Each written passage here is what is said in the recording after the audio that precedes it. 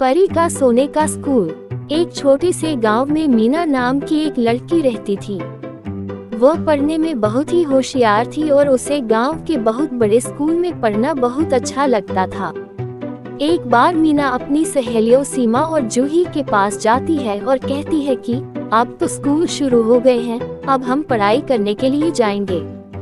लेकिन ये सुनकर जूही कहती है कि अब क्या फायदा, हम तो इस गांव के इस टीचर के स्कूल में ही जाएंगे, जहां पर टीचर भी पढ़ाने नहीं आते और सभी सब्जेक्ट एक ही टीचर पढ़ा देते हैं। ये सुनकर मीना कहती है, ये हमारी किस्मत में ही नहीं कि हम गांव के बड़े स्कूल में पढ़ें, क्योंकि उस बड़े स्कूल में तो हर सब्जेक्ट का एक अलग टीचर होता है और वह स्कूल में भी बहुत ही अच्छे तरीके से पढ़ाया जाता है और वहाँ के बच्चे पढ़ लिख कर बच्चे बहुत ही आगे पहुँच जाते हैं। जूही करती है, हाँ तुम बहुत होशियार हो और बहुत समझदार हो। अगर तुम्हें उसी स्कूल में पढ़ने को मिलता तो तुम बहुत ही आगे पहुँच पाती, लेकिन हमारी गरीबी की वजह से हम उस स्कूल में नहीं पढ़ सकते। ये सुनकर सीमा मीना से कहती है, मीना तुम बहुत होशियार हो और तुम इस गांव के टीचर स्कूल में पढ़कर अपना भविष्य बर्बाद मत करो। मेरी मानो तो तुम जाओ और अपने माँ बाप से कहो कि तुम्हें गांव के उस बड़े स्कूल में पढ़ना है। ये सुनकर मीना कहती है, लेकिन उसे स्कूल की तो फीस 1 लाख रुपए है और मेरे पास तो 1 लाख रुपए नहीं है और मेरे माँ बाप के पास भी 1 लाख रुपए नहीं है। हम इतने पैसे कहाँ से लाएंगे? उस स्कूल की फीस को भरने की बात सुनकर सीमा कहती है, एक बार तुम अपने माता पिता से बात तो करो। ये सुनकर मीना अपने घर जाती है और अपने माता पिता से कहती है कि मुझे गांव के उस बड़े स्कूल में पढ़ना है, क्योंकि गांव के इस टीचर स्कूल में जहां मैं पढ़ती हूँ वहां पर एक ही टीचर सारे सब्जेक्ट पढ़ा देते हैं और कभी कभी तो टीचर भी नहीं आते और इससे हमारे पढ़ाई का नुकसान होता है और मेरा भविष्य भी खराब हो रहा है, जबकि मुझे इतनी अच्छी तरह से पढ़ाई करनी है और मैं इतनी होशियार भी हूँ।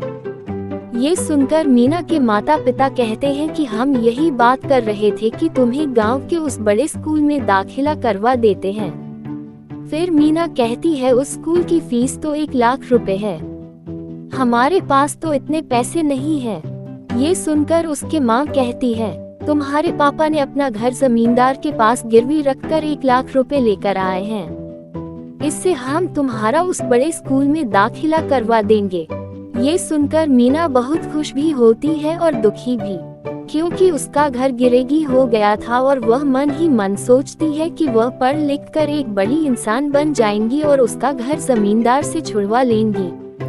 दूसरे दिन मीना तैयार होकर अपने माता पिता के साथ उस बड़े स्कूल में अपना एडमिशन कराने के लिए जाती है, लेकिन उसे बाहर ही गार्ड रोक लेता है, क्योंकि उनके कपड़े देखकर वो समझ जाता है कि यह गरीब है और किस लिए अंदर जा रहे हैं। लेकिन मीना के माता पिता बताते हैं कि उन्हें अपने बच्चे का एडमिशन करवाने जाना है, इस पर गार्ड उन्हें अंदर जाने देता है। अंदर पहुंचते ही 3 लड़कियां वहां से जा रही होती है, जो कि बहुत ही बड़े घर की होती है। उसी वक्त मीना उनसे टकरा जाती है और एक लड़की उसमें से गिर जाती है और उसके कपड़े खराब हो जाते हैं और वह लड़की कहती है, तुम्हें इतनी भी तमीज नहीं है, क्या देखकर चल रही थी, तुमने मेरा पूरा यूनिफॉर्म ही गंदा कर दिया। ये सुनकर मीना कहती है, ये गलती मेरी नहीं तुम्हारी है, तुम भी उधर देखकर चल रही थी और मुझसे टकरा गई और गिर गई। ये सुनकर उसे बहुत गुस्सा आ जाता और वो कहती है कि तुम यहाँ क्या कर रही हो। मीना बोलती है, मैं इस स्कूल में एडमिशन करवाने के लिए आई हूँ। ये सुनकर वह सोचते हैं कि इस गरीब लड़की को इस स्कूल में कैसे पढ़ने ना दिया जाए और वह उसका रास्ता रोक लेती है और प्रिंसिपल मैडम तक जाने नहीं देती। लेकिन इतने में ही एक क्लास टीचर आ जाती है, उन सब से कहती है, तुम्हारा लंच टाइम खत्म हो गया है, तुम अपने अपने क्लास में जाओ। और वह मीना के माता पिता से कहती है, तुम्हें किससे काम था? तो मीना के पिता माता पिता करते हैं कि हम अपने बेटी का एडमिशन करवाना चाहते हैं। फिर वो टीचर मीना और उनके माता पिता को प्रिंसिपल मैडम के पास ले जाती है। फिर प्रिंसिपल मैडम कहती है कि बताओ क्या काम है। मीना के माता पिता कहते हैं हमें अपनी बेटी मीना का एडमिशन इस स्कूल में करवाना है। ये सुनकर प्रिंसिपल कहती है आपको पता है ना हमारी स्कूल की फीस 1 लाख रुपए है, क्या आपके पास इतनी फीस है? ये सुनकर मीना के माता पिता कहते हैं हाँ मैं अपना घर गिरवी रखकर 1 लाख रुपए लाया हूँ, मुझे अपनी बेटी का एडमिशन इसी स्कूल में करवाना है। इस पर प्रिंसिपल मैडम कहती है लेकिन तुम्हारी बेटी को एक टेस्ट देना होगा, अगर वह इस टेस्ट में पास हो गई तो ही उसे हमारी स्कूल में एडमिशन मिलेगा। ये सुनकर उसके माता पिता मान जाते हैं और मीना टेस्ट देने बैठ जाती है। वह अपने पूरे लगन से और मेहनत से वह टेस्ट देती है। टेस्ट को देखने के बाद प्रिंसिपल मैडम कहती है यह क्या तुमने तो ये टेस्ट पूरा ही गलत लिखा है और एक भी सवाल का जवाब नहीं दिया।